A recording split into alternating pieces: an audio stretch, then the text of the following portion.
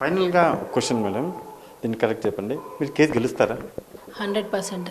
ఏంటి నమ్మకం? 100% న్యాయం గెలుస్తుంది, నాకు అది నమ్మకం.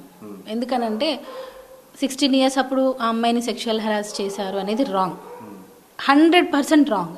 ఇంకొకటి ఇప్పటి వరకు కూడా ఆ అమ్మాయిని సెక్షువల్గా హెరాస్ చేస్తూనే వస్తున్నారు అని అన్నప్పుడు ఆ అమ్మాయి చాలా ఇంటర్వ్యూస్ మీరు చూడండి, నేను 1 by 1 కావాలంటే మీకు సెండ్ చేస్తా. ప్రతి ఒక్క ఇంటర్వ్యూలో హార్ట్ఫుల్గానే అమ్మాయి ఉంది.